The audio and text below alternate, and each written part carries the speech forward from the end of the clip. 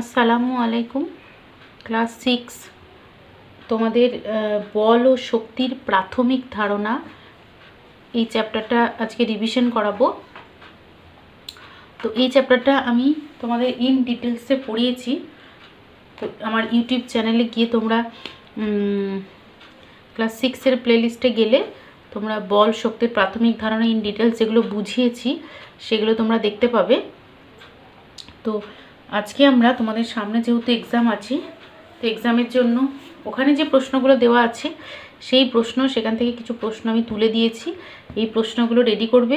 এছাড়াও তোমাদের বইতে এই চ্যাপ্টার সম্পর্কিত যে সমস্ত শর্ট কোয়েশ্চেনগুলো রয়েছে সেগুলো ভালো করে পড়তে হবে। তো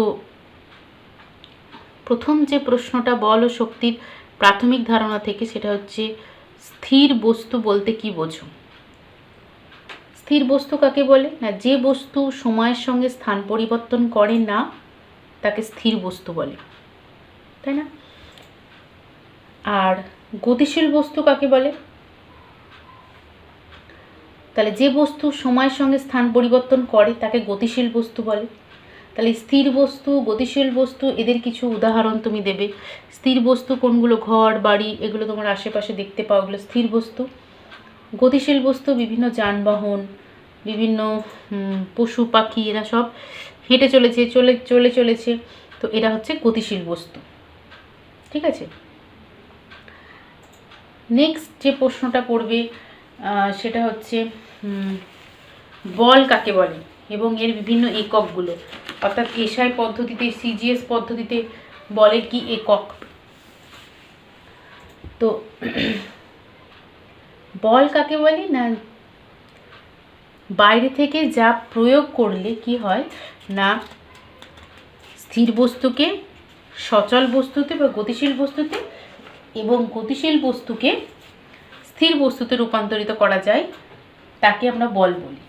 বাইরে থেকে প্রযুক্ত যে কারণের ফলে স্থির বস্তু সচল হয় অথবা সমবেগে গতিশীল বস্তু থেমে যায় বা তার বেগ বাড়ে বা কমে বা বেগের দিক পরিবর্তন হয় অথবা ওই বস্তুর আকৃতি বা আয়তনের পরিবর্তন হয়, সেই কারণকে বল বলে।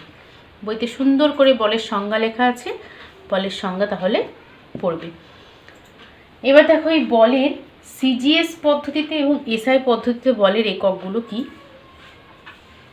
না। এসআই পদ্ধতিতে বলের একক হচ্ছে কি না, নিউটন, আর সিজিএস পদ্ধতিতে বলের একক হচ্ছে ডাইন। ঠিক আছে, নেক্সট পড়বে বলের বিভিন্ন প্রভাব। বলের প্রভাবগুলো তোমাদের বইতে আছে এবং আমি আগের ভিডিওতে আলোচনা করে দিয়েছি, এগুলো নিয়ে আমি ডিটেলস আলোচনা করব না। বলের প্রভাবগুলো যদি দেয়, একটা প্রভাব দিতে পারে, যেমন এই স্প্রিংকে টানলে বড় হয়, আবার সংকুচিত করলে ছোট হয়। এই ধরনের অনেকগুলো প্রভাব তোমাদের বইতে দেওয়া আছে। স্পঞ্জের টুকরোকে হাতের তালুর ওপর রেখে মুঠো করলে কি হলো? স্পঞ্জটা চুপসে গেল, তাই না? এই ধরনের যে প্রভাবগুলো রয়েছে বল প্রয়োগের কারণে তাদের যে আকৃতির পরিবর্তন হচ্ছে, এই ধরনের প্রভাবগুলো পড়ে রাখবে। নেক্সট, স্পর্শহীন বল কাকে বলে পড়বে। স্পর্শহীন বল সংজ্ঞা দেওয়া আছে, তাকে সেগুলো পড়বে। এছাড়াও এখান থেকে চৌম্বক পদার্থ, আমি এগুলো লিখিনি কিন্তু বইতে আছে, পড়বে। চৌম্বক পদার্থ কাকে বলে, এদের উদাহরণ লোহা, নিকেল, কোবাল্ট, এরা। আর নেক্সট হচ্ছে এসআইতে ওজনের একক কি? এসআইতে ওজনের একক হচ্ছে নিউটন।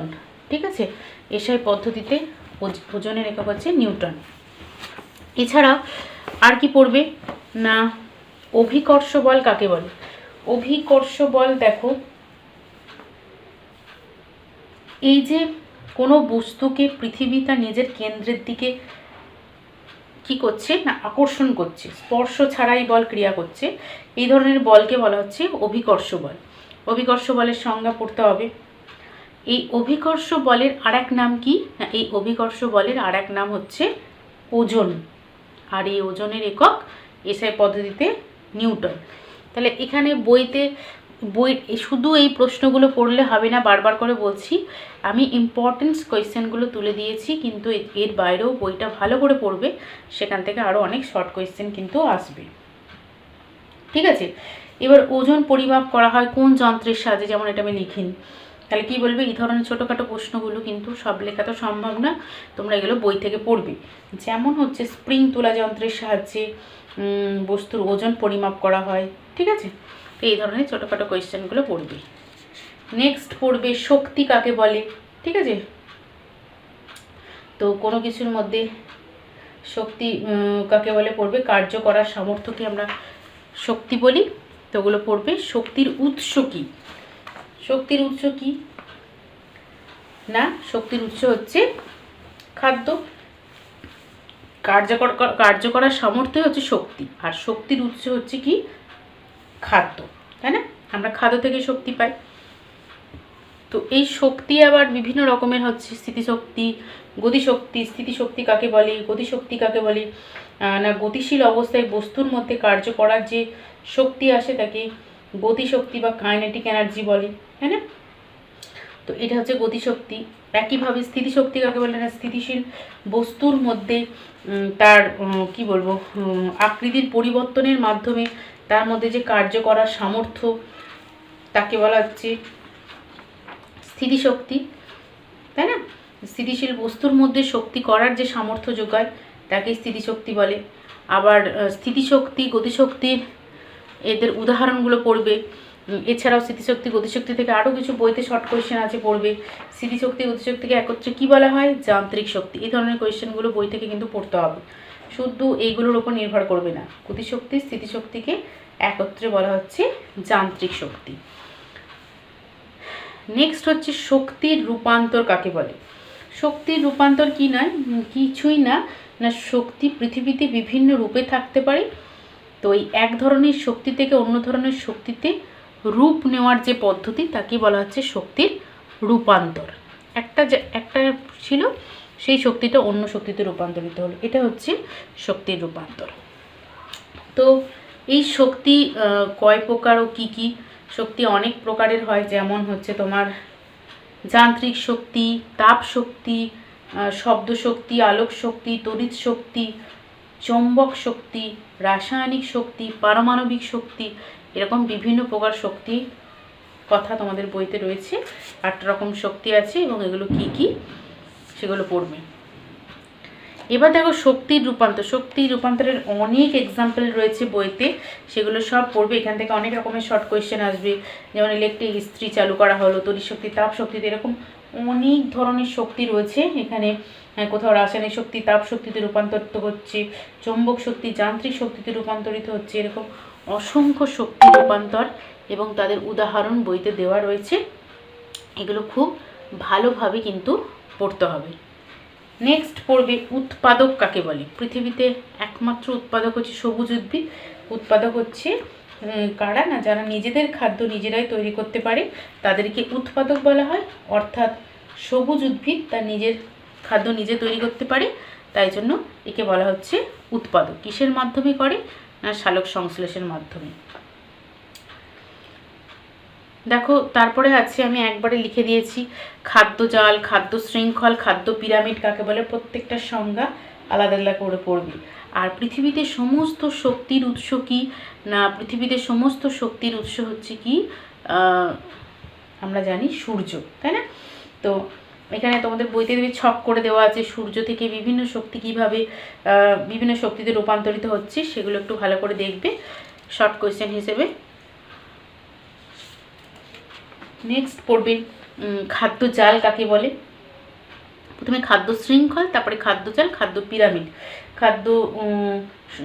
খাদ্য শৃঙ্খল কাকে বলে, খাদ্য খাদক সম্পর্কের ভিত্তিতে যে পর্যায়ক্রমিক যে শৃঙ্খল তাকে খাদ্য শৃঙ্খল বলা হয়। অবশ্যই এগুলো প্রত্যেকটা খাদ্য শৃঙ্খলের উদাহরণ দিতে হবে তোমাকে, তাই না? যে একটা যেমন ঘাস থেকে ঘাস ফড়িং থেকে ব্যাঙ, ব্যাঙ থেকে সাপ, সাপ থেকে ঈগল। এই যে খাদ্য শৃঙ্খল শক্তির যে পরপর মানে পর্যায়ক্রমিক প্রবাহ, সেটা তোমাকে উদাহরণসহ দেখাতে হবে। আর খাদ্য শৃঙ্খলের পর পড়তে হবে খাদ্য জাল গঠনে খাদ্য খাদক সম্পর্কের ভিত্তিতে অনেকগুলো খাদ্য শৃঙ্খল একে অপরের সঙ্গে মিলিত হয়ে যে জালকাকার জালের মতো ছবি তৈরি করে সেটাকে খাদ্য জাল বলে। ভালো করে সংজ্ঞাগুলো পড়বে। খাদ্য পিরামিড কাকে বলে না খাদ্য শৃঙ্খলে জীবেদের এক একটা আলাদা আলাদা ধাপে রাখা হয়। এই শৃঙ্খলে উদ্ভিদ আর প্রাণীদের নিচ থেকে ওপরে ধাপে ধাপে সাজানোর ফলে একটা ছবি তৈরি হয় যে পিরামিডের ন্যায়, একেই খাদ্য পিরামিড বলা হয়। এছাড়া পিরামিডের এক একটা ধাপকে কি বলা হয় না বলা হচ্ছে ট্রপিক লেভেল। ট্রপিক লেভেল কি, এই ধরনের প্রশ্নগুলো বইটা ভালো করে পড়তে হবে। ট্রপিক লেভেল কি, তাহলে খাদ্য পিরামিডের এক একটা যে ধাপ, প্রত্যেকটা ধাপকে হচ্ছে পুষ্টি স্তর বা ট্রপিক লেভেল, পুষ্টি স্তর বা ট্রপিক লেভেল বলা হয়। ঠিক আছে, তো প্রাণীরা কেন খাদ্য খায় এর একটা প্রশ্ন আসতে পারে। প্রাণীরা খাদ্য খায় কিসের জন্য না শক্তি পাওয়ার জন্য খাদ্য খায়।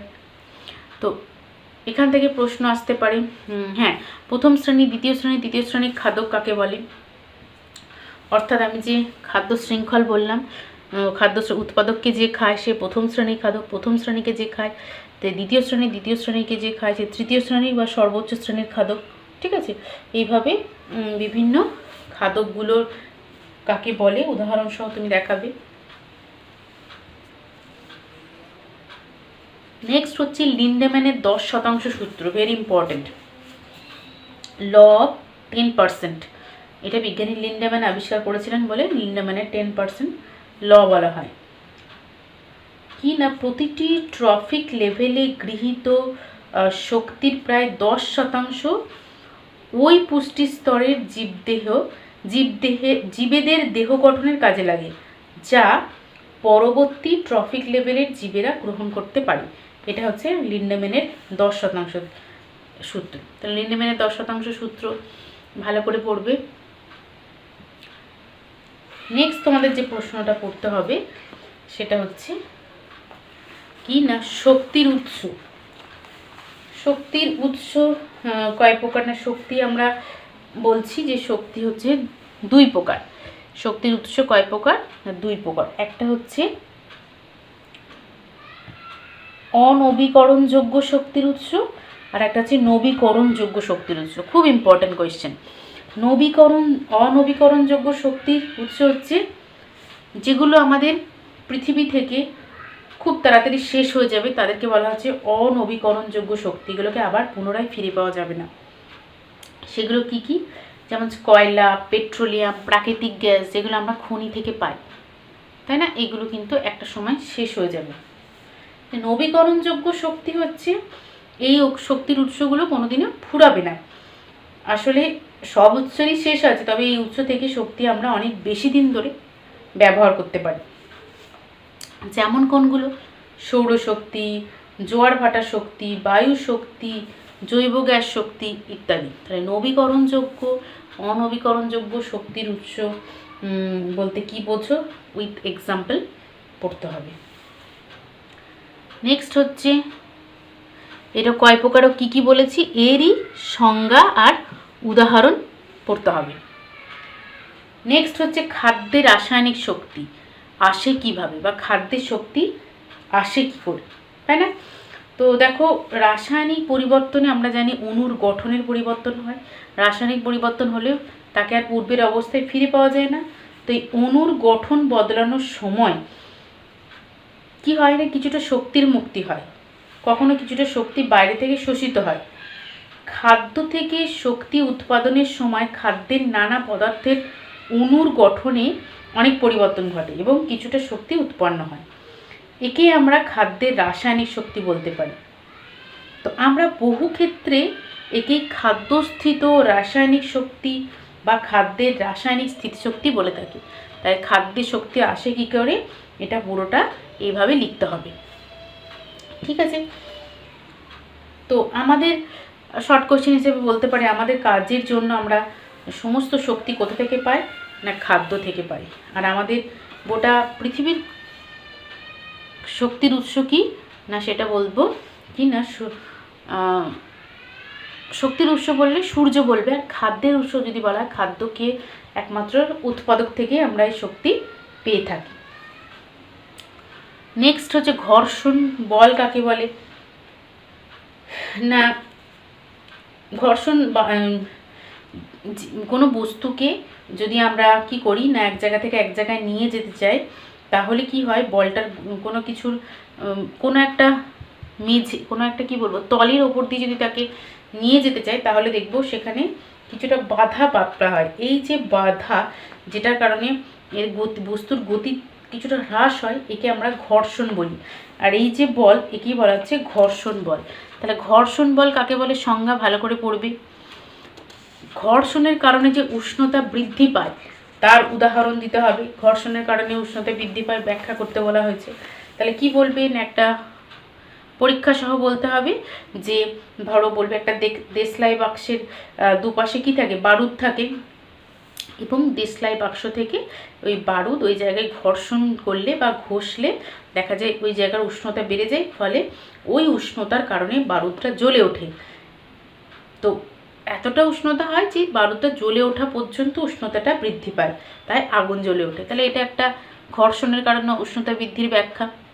ঠিক একই কারণে একই রকম একটা ব্যাখ্যা দেবে ঘর্ষণের কারণে বস্তুর যে ক্ষয় হয়। খুব সুন্দর একটা উদাহরণ, যেমন ধরো তুমি পেন্সিল দিয়ে লিখছো, পেন্সিলে লেখার সময় তোমার কোনো জায়গায় ভুল হয়ে গেছে বা খারাপ হয়ে গেছে লেখাটা, তুমি কী করো, ইরেজার দিয়ে মুছে দাও। এবং ইরেজারটা কিন্তু তুমি যতদিন ইউজ করো একই রকম থাকে কি, আস্তে আস্তে ক্ষয় হতে থাকে, ইরেজারটার সাইজটা কমতে থাকে।